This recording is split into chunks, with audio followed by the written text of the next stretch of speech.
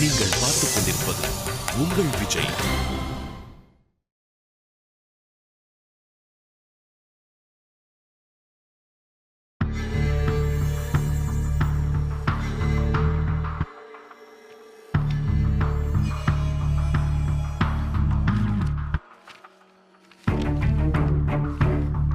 Dear Karthi, இது உனக்காக நான் எழுதுற கடைசி கடிதம்.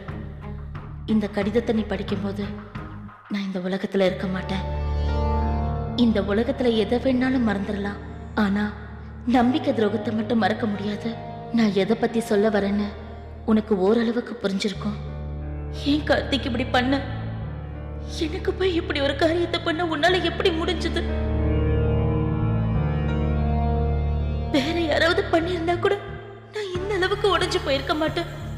ஏன் கார்த்தியா இப்படி பண்ணான்னு நினைக்கும் போதுதான் என்னால தாங்கிக்கவே முடியல. கார்த்தி, உனக்கே நல்லா தெரியும் நான் உன்னை எந்த அளவுக்கு நேசிச்சேன்னு. நீ என்னை விட்டு விலகும் போதெல்லாம் கூட உன் மேல இருந்த காதல் எனக்கு அதிகமாச்சு தவிர கொஞ்சம் கூட குறையவே இல்லை. அப்படிப்பட்டவளுக்கு இப்படி ஒரு துரோகத்தை உன்னால எப்படி பண்ண முடிஞ்சது? உன்னை உயிருக்கு உயிரா நேசிச்ச ஒருத்திக்கு நீ கொடுத்த இந்த தண்டனை ரொம்ப அதிகம். கார்த்திக், ஆரம்பத்துல நான் நானாதான் இருந்தேன். ஆனா நீதான் வந்து என் ட்ரெஸ் நல்லா இருக்கு, என் சிரிப்பு நல்லா இருக்கு, என் பேச்சு நல்லா இருக்குன்னு என்ன கொஞ்சம் கொஞ்சமா உன் பக்கம் ஈர்த்த. எந்த பொண்ணுக்கு தான் தன்னை புகழ்றவன பிடிக்காது? நானும் ஒரு கட்டத்துல உன்னை நேசிக்க ஆரம்பிச்சேன். தன்னை ரசிக்கிற ஒருத்தனை நேசிக்கிறது ஒன்றும் தப்பில்லைன்னு எனக்கு தோணுச்சு.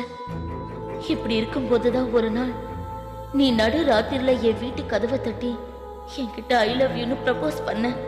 அதுக்கப்புறம் சொல்லவா வேணும், எனக்குள்ள இருந்த அந்த காதல் பறவை சிறகு விரிச்சு பறக்க ஆரம்பிச்சது.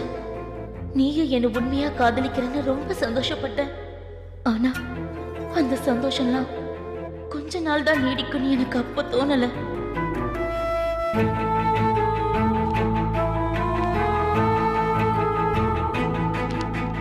நீ ராஜிய வெறுப்பேற்றதுக்காகத்தான் என்ன காதலிக்கிறதா நடிச்சுன்னு நீ பின்னால சொல்லும் போது எனக்கு எப்படி இருந்துச்சு தெரியுமா? அதை என்னால வார்த்தைகளால விவரிக்க முடியல கார்த்திக். இருந்தாலும் நீ பொய்யா சொன்ன அந்த காதல் என்னைக்காவது ஒரு நாள் உண்மையாகாதான்னு நான் பல நாள் ஏங்கிட்டு இருந்தேன். உன்னை தீவிரமா காதலிச்சேன். அதுக்கப்புறம் நீ ராஜிய கல்யாணம் பண்ணிக்கிட்ட. என் முன்னாடியே அவ கூட நீ ஜோடியா போனதை பார்க்கும்போது எனக்கு எப்படி இருந்துச்சு தெரியுமா? சில விஷயங்களை விளக்க முடியாது, அதை அப்படியே விட்டுறணும். சும்மா இருந்த என்னையே கார்த்திக் ஆசை காட்டி இப்படி எல்லாம் டார்ச்சர் பண்ண. உனக்கு நான் என்ன பண்ண? உன்னை நேசிச்சது தப்பா? எனக்கு ஆபீஸ்ல ஒரு பிரச்சனை வந்துச்சு. அந்த பிரச்சனைல எல்லாரும் என்னை விட்டு பிரிஞ்ச போது நீயும் பிரிஞ்சிருந்தா கூட எனக்கு ஒண்ணு தெரிஞ்சிருக்காது. ஆனா நீ என் கூட நின்னு அந்த பிரச்சனைய ஃபேஸ் பண்ண எனக்கு ரொம்ப சந்தோஷமா இருந்துச்சு. ஆபீஸ்ல உள்ள எல்லாரும் என்னை எதிர்த்து நின்ன போது நீ மட்டும் என் பக்கத்துல நின்னு என் கைய தூக்கி எதிர்த்து போராட தைரியம் தந்த. இந்த விஷயம் உன்னை வேற மாதிரி பார்க்க வச்சது. காதலை தாண்டி எனக்கு உன் மேல வேற ஒரு நம்பிக்கையை வர வச்சது. இந்த ரிலேஷன்ஷிப் ஒரு அப்பாவுக்கு பிள்ளைக்குமான உறவை சொல்ற மாதிரி எனக்கு தோணுச்சு கார்த்திக். நான் துவண்டு போகும்போதெல்லாம் என் தோளை தட்டி கொடுத்து என்னை உற்சாகப்படுத்தின. நல்லது எது கெட்டது எதுன்னு எனக்கு புரிய வச்ச.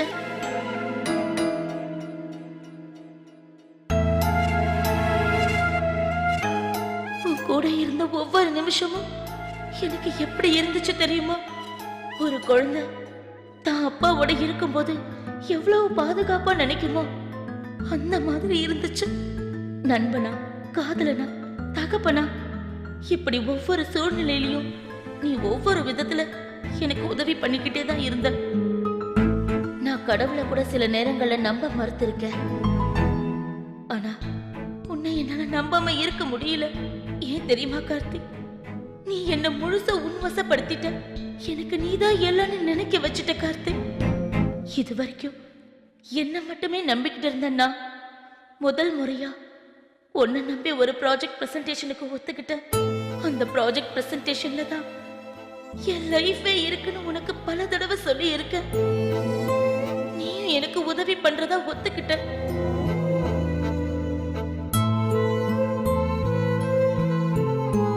உன்னை நம்பி ஒத்துக்கிட்ட அந்த ப்ராஜெக்ட் பிரசன்டேஷனுக்கு நீ வராம போவன்னு நான் கனவுல கூட நினைக்கல. நீ வருவேன்னு கடைசி வரைக்கும் காத்துக்கிட்டு இருந்த. ஆனா நீ வரவே இல்லை. உன்னை நம்பிக்கிட்டு இருந்த என்னால அந்த பிரசன்டேஷனை பண்ண முடியல. லைஃப்ல ஃபர்ஸ்ட் டைம் நான் தோத்து போயிட்டேன். என்ன ஆபீஸ்ல அவமானப்படுத்தி வேலையை விட்டு தூக்குனாங்க. உன்னை நம்பின ஒரே காரணத்துக்காக நான் எல்லாத்தையும் இழக்கும்படி ஆயிடுச்சு. கார்த்திக், லைஃப்ல எனக்குன்னு நான் ஆசைப்பட்ட எல்லாமே எனக்கு கிடைக்காம போயிடுச்சு. இனிமே நான் எதுக்காக வாழணும்னு தோணுச்சு. வாழ்க்கையை இதோட முடிச்சுக்கலான்னு யோசிச்சேன். கடைசியா உன்கிட்ட நடந்த விஷயத்தெல்லாம் சொல்லணும்னு நினைச்சேன். ஆனா நேர்ல வந்து பேசினா நீ என் முடிவை மாத்திடுவேன்னு எனக்கு தெரியும். அதனாலதான் என் மனசுல உள்ளதெல்லாம் லெட்டரா எழுதிட்டேன். இந்த லெட்டரை நீ படிச்சு முடிக்கும் போது உன் கண்ணுல இருந்து ஒரு துளி கண்ணீர் வந்துச்சுன்னா அது நீ என் மேல வச்சிருக்கிற காதலா நான் எடுத்துக்கிறேன். Karthik, I love you. நான் இறந்து போயிட்டுதான் மட்டும் நினைக்காத. என்னோட உடல் மட்டும்தான் இறக்கும். என்னோட ஆன்மா எப்பவும் உன்னை சுத்தியதான் இருக்கும். நான் காற்றா மழையா உன்னோட கலந்தே இருப்பேன். I love you, Karthik. I love you. Goodbye. Take care.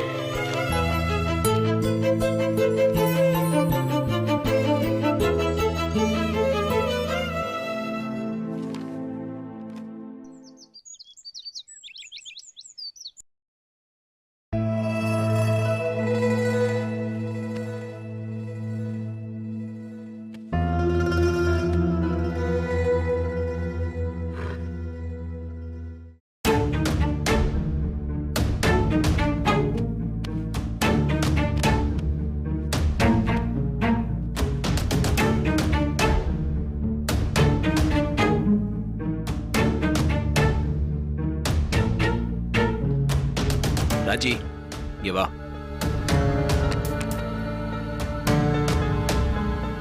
என்ன? பெட்ல ஒரு லெட்டர் இருந்துச்சு, அத பாத்தியா? இல்லையே. போய் சொல்லாத. இந்த ரூமை நீ தானே கிளீன் பண்ண. அப்ப அந்த லெட்டர் உன் கையில தான் கிடைச்சிருக்கணும். என்ன எடுத்து கிழிச்சு போட்டியா? நான் எதுக்கு கிழிக்கணும்? உன்னை பத்தி எனக்கு தெரியாது. சூசன் எழுதுற லெட்டரை படிச்சு பார்த்திருப்பேன். கோவம் வந்திருக்கும். அதனால கசக்கி தூக்கி போட்டிருப்பேன். நான் தான் இல்லைன்னு சொல்றேன்ல. போய் சொல்லாத ராஜி. அந்த லெட்டர் எங்க வச்சிருக்க? நான் லெட்டர் எதையும் பார்க்கல. உனக்கு தெரியும், நீ தான் அதை எடுத்திருக்க. நான் எடுக்கல. திரும்ப திரும்ப போய் சொல்லாத ராஜி. அதை எடுத்திருந்த மரியாதை என்கிட்ட கொடு. ஏய், கேட்டுட்டு இருக்கல, பதில் சொல்ல. ராஜி, விளையாடாத. அது என்ன சாதாரண லெட்டர் நினைச்சியா? சூசன் சாக போறதுக்கு முன்னாடி எனக்கு எழுதின லெட்டர். அதான் விடிய விடிய படிச்சிட்டு இருந்தியே. 100 தடவை படிக்காதல என்ன இருக்கு? அப்ப நீ எடுத்திருக்க, படிச்சு பார்த்திருக்க, அப்படித்தானே? ஆமா, நான் படிச்சேன். ஒழுங்கா கேக்குறேன், அது திரும்ப கொடுத்துரு. என்ன மிருகமாக்காத. அந்த லெட்டர் உனக்கு வேணாம் கார்த்திக். அதை படிக்க படிக்க உனக்கு பைத்தியம் தான் பிடிக்கும். வெறும் பேத்தாத ராஜி. அந்த லெட்டரை என்கிட்ட கொடு. அது என்ன உனக்கு வெறும் பேப்பரா தெரியுதா? அவ எவ்வளவு கஷ்டத்தோட அதை எழுதிருப்பான்னு தெரியுமா? அது வெறும் லெட்டர் கிடையாது, அவளோட கடைசி மூச்சு. இப்படியே பேசிட்டு இருந்த பாக்குறவங்க உனக்கு பைத்தியம் நினைப்பாங்க. ஆமா, நான் பைத்தியம் தான். என்ன நம்பின ஒருத்தி தற்கொலை பண்ணிக்கிறதுக்கு நானே காரணமாயிட்டேன்ல. நான் பைத்தியம் தான். நான் பைத்தியமாவே இருந்துட்டு போறேன். அந்த லெட்டரை எடுத்து கொடு.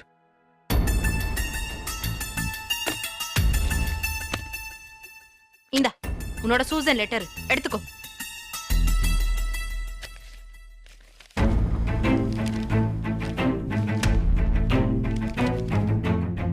ஒருத்தங்க நினைவா ஒரு பொருளை நம்ம வச்சுக்கலாம். ஆனா அந்த நினைவு உன் நிம்மதியை கெடுக்கிறதா இருந்தா அதை தூக்கி குப்பையில போடுறது ஒரு தப்பும் கிடையாது. இதே குப்பையில போட சொல்ற? ஒரு மனுஷனோட நிம்மதியும் சந்தோஷத்தை கெடுக்கிற எந்த பொருளும் குப்பை தான். அதை நம்ம வீட்டுல வச்சிருக்க கூடாது. அதை குப்பையில போடுறதுதான் சரி. எவ்வளவு ஒரு திக்கிருக்குத்தனமா ஒரு முடிவு எடுத்துட்டு அதை லெட்டரா எழுதி வச்சுட்டு வர செத்து போயிருக்கா. நீ அதை வச்சு ஃபீல் பண்ணி இனிமே என்ன ஆக போகுது? ஒருத்தங்க நினைவா நம்ம ஒரு பொருளை வச்சிருக்கோம்னா அந்த பொருளால அவங்களோட நல்ல சிந்தனைகள் நமக்கு கிடைக்கிற மாதிரி இருக்கணும். காந்தியோட கைத்தடி, கண்ணாடி, ஏன் அவர் கால்ல போட்டிருந்த செருப்பு கூட இன்னைக்கும் பத்திரமா நினைவு பொருளா நம்ம வச்சிருக்கோம். ஆனா அவர் உடம்ப குறிப்பாத்த துப்பாக்கியோ இல்ல தோட்டாவியோ நம்ம பாதுகாக்கல. ஏன்னா அது ஒரு தவறான நோக்கத்தை கொடுக்குங்கிறதுக்காக தான். நீ சூசன் எழுதின லெட்டரை வச்சிருக்கிறது அது உன்னை நெகட்டிவா டிரைவ் பண்ணுமே தவிர பாசிட்டிவா டிரைவ் பண்ணாது. தயவு செஞ்சு இந்த லெட்டரை தூக்கி தூர போடு. நீ இதை பொத்தி பொத்தி வச்சிருக்கிறதுனால சூசன் ஒன்னும் திரும்ப வரப்போறது இல்ல. அதுக்கப்புறம் உன் இஷ்டம்.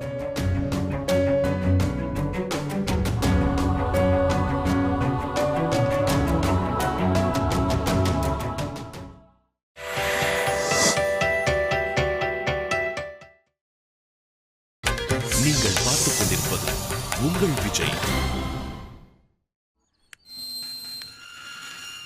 விஷ்ணு, ம்? என்ன உள்ள வர மாட்டீங்களா? இல்ல இருக்கட்டும் ராஜி, பரவாயில்ல. எப்போ ஊர்ல இருந்து வந்தீங்க? நேத்து காலையில. ஓ, நான் கேள்விப்பட்டேன் பயங்கர மெடிக்கல் மிராக்கல்லாம் நடந்துதான். எல்லா விஷயத்தையும் கட்டப்புள்ளி என்கிட்ட சொன்னாங்க. தாத்தாவை கார்த்தி ஹாஸ்பிட்டல் கூட்டி போய் பொழைக்க வச்சிட்டானமே. ம், இதனால உங்க வீட்டுல அவனுக்கு பாராட்டு மழை எல்லாம் பொழிஞ்சிருப்பாங்க. என்ன ராஜி, உங்க முகம் தான் சிரிக்குது, ஆனா மனசு அழுகுதே.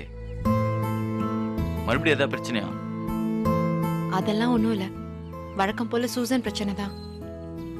எங்களுக்குள்ள வேற ஏதாவது ஒரு காரணத்துக்கு சண்டை வந்து அவன் அந்த சூசன் விஷயத்த மறக்க மாட்டானான்னு தான் நான் ஆசைப்படுறேன். ஆனா கார்த்திக் தான் எதை மறந்தாலும் சூசன் விஷயத்த மட்டும் மறக்கவே மாட்டேங்கிறான். அப்போ கார்த்தி ஊருக்கு வந்தும் கூட இந்த விஷயத்தெல்லாம் மறக்கலையா? இல்ல, நானே தாத்தாவை பார்க்க அவன் ஊருக்கு வருவானா மாட்டானான்னு நினைச்சு ரொம்ப பயந்துட்டு இருந்தேன். அவன் ஊருக்கு வந்ததை பார்த்து அவன் மாறிட்டான்னு நினைச்சு நான் ரொம்ப சந்தோஷப்பட்டேன். ஆனா ஆனா என்னங்க, எல்லாம் முடிஞ்சு சென்னைக்கு வந்ததுக்கு அப்புறம் சூசனோட அம்மா கார்த்திகை பார்க்கணும்னு வீட்டுக்கு வந்தாங்க. சூசன் சாகறதுக்கு முன்னாடி எழுதின லெட்டர்னு உன்னை கார்த்திக் கிட்ட கொடுத்துட்டு போனாங்க. அதை படிச்சதுல இருந்தே அவன் இன்னும் ஒரு மாதிரி ஆயிட்டான். என்னங்க சொல்றீங்க? அவன் ஏற்கனவே தான் தான் சூசனை கொண்டன்ற அளவுக்கு ஃபீல் பண்ணி சுத்திட்டு இருக்கான். இந்த நிலைமையில அவன்கிட்ட இந்த மாதிரி லெட்டர்லாம் கிடைச்சா குடும்பம் மாறிடுவானே.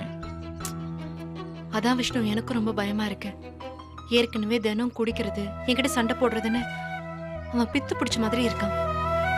இதுல சூசன் எழுதின லெட்டர் வேற. என்னை ஏமாத்திட்ட, நம்பிக்கை துரோகம் பண்ணிட்டேன்னு வேற எழுதியிருக்கா போல. என் லைஃப்ல சூசன் இருக்கும் போதும் பிரச்சனை, அவ இல்லாதப்பவும் பிரச்சனை. எனக்கு என்ன பண்றதுனே தெரியல விஷ்ணு. உங்களுக்குள்ள ஏற்கனவே 1008 பஞ்சாயத்து போயிட்டு இருக்கு. இதுல இது வேற. சூசன் அந்த லெட்டர் எழுதி வச்சிருந்தாலும் உங்க நிலைமையை தெரிஞ்சு சூசன் அம்மாவது அந்த லெட்டர் கொடுக்காம இருந்திருக்கலாம். அவங்கள சொல்லி என்ன பிரயோஜனம்? பாவம், அவங்களே பொண்ணு இறந்த துக்கத்துல இருக்காங்க. ஆனா கார்த்திக் தான் அந்த லெட்டரை வச்சுக்கிட்டு பயங்கரமா ஃபீல் பண்ணிட்டு இருக்கான். அவன் கிட்ட எடுத்து சொல்லி புரிய வச்சாலும் அவன் இப்ப யார் சொல்றதையும் கேட்கிற மனநிலையில இல்ல. ஏங்க, எனக்கு என்னமோ சூசன் எழுதின லெட்டர் கார்த்திகையில இருக்கிற வரைக்கும் எல்லாருக்குமே பிரச்சனை தான். அது முதல்ல அவன் கண்ணில் படாம பாத்துக்கோங்க, அதுதான் எல்லாருக்குமே நல்லது. அதுவும் ட்ரை பண்ணி பார்த்துட்டேன் Vishnu.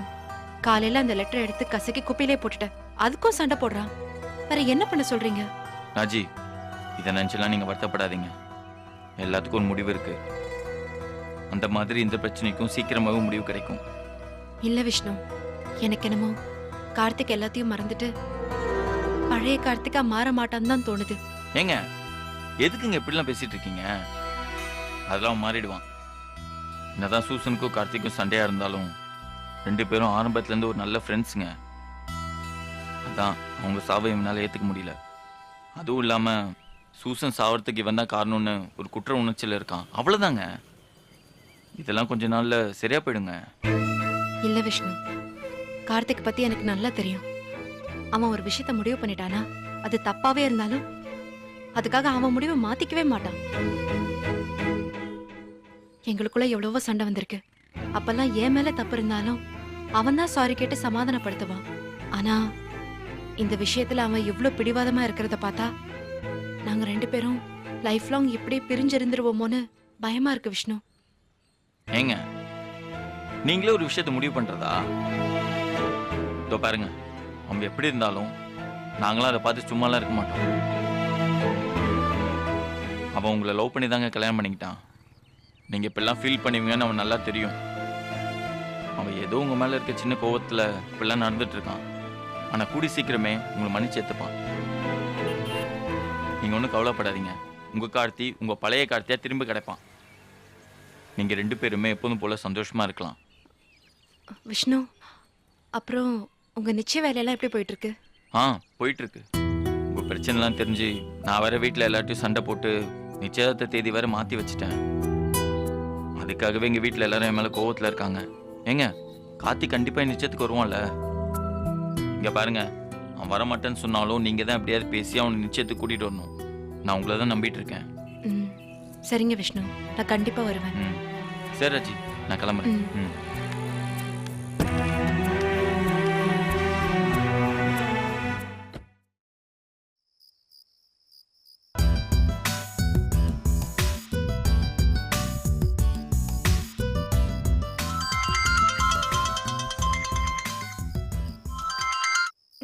Hello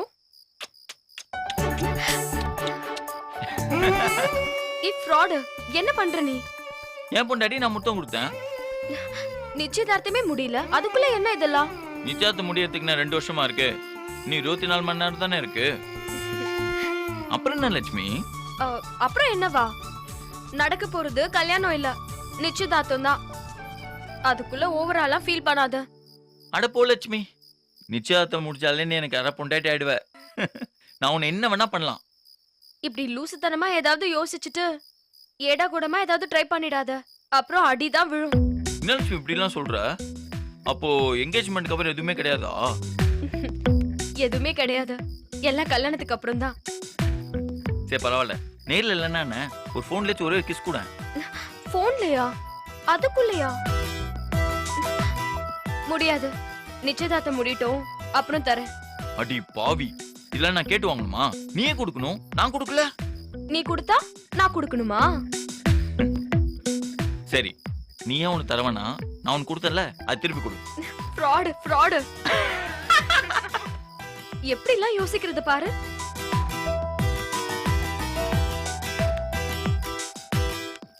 Lakshmi, I love you. Me too. அப்புறம் லட்சுமி, நாளைக்கு என்கேஜ்மெண்ட் முடிச்சதும் ஈவினிங் நம்ம எங்கேயாச்சும் வெளில போலாமா? எங்க? மாயஜல் போயிட்டு அப்படியே ஈசிஆர்ல ஒரு கேண்டில் டின்னர் சாப்பிட்டு அப்படியே மகாபலிபுரம் போய் அங்க சிற்பங்கள்லாம் நல்லா ரசிச்சுட்டு. என்னது, ராத்திரியில போய் சிற்பங்களை ரசிக்கிறியா? உன் ரசனையே ரொம்ப தப்பா இருக்கே. என் ரசனெல்லாம் ஒன்றும் தப்பா இல்லை. உன்னை ரசிக்கிறேன்னு சொன்னா நீ தப்பா எடுத்துப்ப, அதனால தான் நான் அப்படி சொன்னேன். சொல்ல போனா பல்லவர் சிற்பங்களை விட நீதான் ரொம்ப அழகா இருக்க. உன் முன்னாடி அந்த சிற்பங்கள்லாம் தோத்து போயிடும் லட்சுமி. நிஜமாவா? நிஜமாதான். இல்ல, நீ போய் சொல்ற. இருந்தாலும் உன் கற்பனைக்கு நான் லைக் கொடுக்கறேன். சரி, எனக்கு டயர்டா இருக்கு, நான் போய் தூங்குறேன். என்னது, தூங்க போறியா? ஏண்டா இப்படி ஷாக் ஆகுற? மணி 2 போகுது. இப்ப தூங்காம எப்ப தூங்குறது? தூங்குறது எப்ப வேணா தூங்கலாம், ஆனா இந்த ராத்திரி மிஸ் பண்ணா அது நம்மளுக்கு திரும்ப கிடைக்கவே கிடைக்காது. ஏன்னா இது நம்மளோட கடைசி காதலர் தினம். நாளைக்கு நிச்சயம் ஆயிடுச்சுன்னா அதுக்கப்புறம் காதலர்கள்லாம் ஒண்ணும் கிடையாது, நம்ம கணவன் மனைவி தான். சாரி விஷ்ணு, நாளைக்கு நம்ம நிச்சயதார்த்தம் நடக்காது. என்ன லட்சுமி சொல்ற? ஆமா விஷ்ணு, நாளைக்கு நம்ம நிச்சயதார்த்தம் நடக்காது. ஏன்? ஏன்னா இப்ப மணி 2. இன்னைக்குதான் நமக்கு நிச்சயதார்த்தம், நாளைக்கு இல்ல. I love you. Me too. என்னடா பயந்து போயிட்டியா? பயமா? என் உயிரே போயிடுச்சு. இந்த நாளுக்காக நான் எத்தனை நாள் காத்துட்டு இருந்தேன் தெரியுமா? நீ இப்படி சொன்னதும் அந்த ஒரு செகண்ட்ல என் உயிரை போயிட்டு வந்துருச்சு. அந்த அளவுக்கா? பின்ன என்ன, இந்த நிச்சயதார்த்தம் நடக்கணும்னு நான் எத்தனை கோயில் ஏறி இறங்கியிருக்கேன் தெரியுமா? காவடி கூட தூக்குறேன்னு வேண்டி இருக்கேன். என்ன காவடி? முருகன் காவடி தான். ஓ, அந்த கந்தனுக்கு அரோகரா, முருகனுக்கு அரோகரா, வேலனுக்கு அரோகரான்னு அந்த முதுகுல எல்லாம் வேல் குத்திட்டு போவாங்களே, அதுவா? ஓவரெல்லாம் ஃபீல் பண்ணாத, நான் வெறும் காவடி தூக்குறதா வேண்டி இருக்கேன். விட்டா வேலை குத்தி நீ என்ன பழனிக்கு வழி அனுப்பிச்சு வைப்ப போல. Fraud fraud. சரி, நான் போனை வைக்கிறேன். ஏய் வச்சிடாத. வைக்கிறதுக்கு முன்னாடி ஒண்ணே ஒண்ணு கூட. என்கேஜ்மெண்ட் முடியட்டும், தரேன். அதுக்கு முன்னாடி கொடுத்தாதானே ஒரு கிக் இருக்கும். ஆஹா, அதெல்லாம் முடியாது. லட்சுமி, இன்னும் கொஞ்ச நேரம் தானே இருக்கு. ப்ளீஸ் லட்சுமி, ஒண்ணே ஒண்ணு கூட. சரி, கொடுக்கறேன். வாங்கிக்கோ.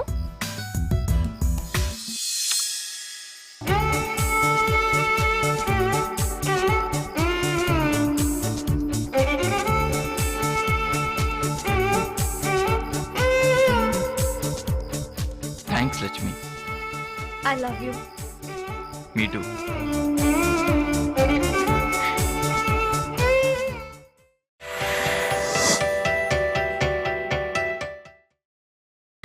நீங்கள் பார்த்துக் கொண்டிருப்பது உங்கள் விஜய்.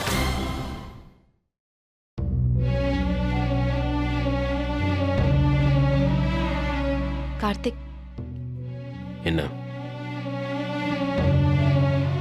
விஷ்ணு ஃபோன் பண்ணாரு. என்னவா? நாளைக்கு நிச்சயதார்த்தத்துக்கு நம்ம 2 பேரையும் வர சொன்னாரு. என்னால வர முடியாது. ஏன்? ஏன்னா அவன் என்கிட்ட சொல்ல. இப்ப வேணா நான் விஷ்ணுக்கு ஃபோன் போட்டு தரவா? நீ பேசுறியா? வேணாம். அப்புறம் ஏன் அப்படி சொல்ற? அவர்கிட்ட நீ தான் பேச மாட்டேங்கிற. காலையில இருந்து எத்தனை தடவை உனக்கு ஃபோன் ட்ரை பண்ணிருக்காருன்னு மிஸ்ட் கால் எடுத்து பாரு. தூங்குற மாதிரி நடிக்கிறவங்கள எப்படி எழுப்ப முடியும்? இப்போ என்ன வேணும் உனக்கு? நாளைக்கு நம்ம 2 பேரும் விஷ்ணு லக்ஷ்மியோட என்கேஜ்மெண்ட்டுக்கு போகணும். உனக்கு வேணா நீ போ. என்ன எது கூப்பிடுற? உன்னை கூப்பிடாம நான் வேற யாரை கூப்பிடுவேன் கார்த்திக்? நிச்சயத்துக்குலாம் ஹஸ்பண்ட் அண்ட் ஒய்ஃப் சேர்ந்து தான் போகணும். தனியெல்லாம் போக கூடாது கார்த்திக். என்னால விஷ்ணு லட்சுமி என்கேஜ்மெண்ட்லாம் வர முடியாது. அப்படி சொல்லாத கார்த்திக். நம்ம ஊர்ல இல்லன்னு தான் அவர் நிச்சயதார்த்தத்தையே ஒரு வாரம் தள்ளி வச்சாரு. விஷ்ணு உன்னோட பெஸ்ட் ஃப்ரெண்டு. அவர் என்கேஜ்மெண்ட்டுக்கு கூட நீ போலனா எல்லாரும் உன்னை தப்பா நினைப்பாங்க. ஒரு தப்பானவன் என்கேஜ்மெண்ட்டுக்கு போலனா யாரும் தப்பா நினைக்க மாட்டாங்க. கார்த்திக், நீ வீம்புக்கு பேசுற. முடிஞ்ச விஷயத்த நீ மறுபடியும் ஏன் பேச ஆரம்பிக்கிற? முடிஞ்சாதானே ஆரம்பிக்கிறதுக்கு. அவனால ஏற்பட்ட காயம் இன்னும் ஆறவே இல்லை. அதுக்குள்ள அவன் கூட கை குலுக்க சொல்றியா? விஷ்ணு பண்ண தப்புக்கு அவர் 1000 தடவை உன்கிட்ட மன்னிப்பு கேட்டிருக்காரு. ஆனா நீதான் இன்னும் அவரை மன்னிக்காம இருக்கிற. கார்த்திக், நீ நல்லவன்னு எல்லாருக்கும் தெரியும். உன் பக்கம் நியாயம் இருக்குன்னு தெரியும். இதுக்கு மேல உனக்கு என்ன வேணும்னு நீ எதிர்பார்க்கற? அவர்தான் எல்லார் முன்னாடியும் அந்த ப்ரொஜெக்டரை எடுத்தது நான் தானே பகிரங்கமா ஒத்துக்கிட்டார்ல. இன்னும் நீ என்ன எதிர்பார்க்கற? இங்க பாரு கார்த்திக், நீ தப்பு பண்றவன தண்டிக்கிற ஆள் கிடையாது, திருத்துறவன். உன்கிட்ட நிறைய நல்ல விஷயங்க இருக்கு, அது எல்லாருக்கும் தெரியும். விஷ்ணு இடத்துல வேற யார் இருந்தாலும் நீ அவனை மன்னிச்சிருப்ப. ஆனா விஷ்ணுவை மட்டும் ஏன் மன்னிக்க மாட்டேங்கிறதா எனக்கு புரியல. இந்த உலகத்துல தப்பு பண்ணாதவங்கன்னு யாரும் இருக்க முடியாது. விஷ்ணு தப்பு பண்ணாருதான், யாரும் இல்லைன்னு சொல்லல. ஆனா அவருக்கு இந்த மாதிரி ஒரு தண்டனையை தந்து நீயும் தப்பானவன் ஆயிடாதன்னு தான் சொல்ல வரேன் கார்த்திக். விஷ்ணு தெரியாம உனக்கு ஒரு தப்பு பண்ணிட்டாரு. ஆனா நீ தெரிஞ்சே அவருக்கு ஒரு தப்பு பண்ணாத கார்த்திக். நாங்க எல்லாரும் உன்னை உயர்வா பாத்துட்டு இருக்கோம். நீ அதை மாத்திராத கார்த்திக். உன்னோட கோவம் நியாயமானதுதான், அதை நான் ஒத்துக்கிறேன். ஆனா அந்த கோவத்தை வச்சு நீ என்ன சாதிக்க போற சொல்லு? ஒருத்தனை தண்டிக்கிறத விட மன்னிக்கிறது தான் அவனை திருத்துற மந்திரம்னு விஸ்வநாதன் சார் அடிக்கடி சொல்லுவாரே, அதை நீ மறந்துட்டியா? ப்ளீஸ் கார்த்திக், புரிஞ்சுக்கோ. உனக்கு அட்வைஸ் பண்ணணும்னு அவசியம் இல்ல. ஆனா இதுக்கு மேல உனக்கு எப்படி புரிய வைக்கிறதுன்னு எனக்கு தெரியல. நாளைக்கு நடக்க போற விஷ்ணு லக்ஷ்மி என்கேஜ்மெண்ட்டுக்கு நம்ம கண்டிப்பா போகணும், போயே தீரணும். இதுல எந்த மாற்றமும் இருக்கக்கூடாது கார்த்திக்.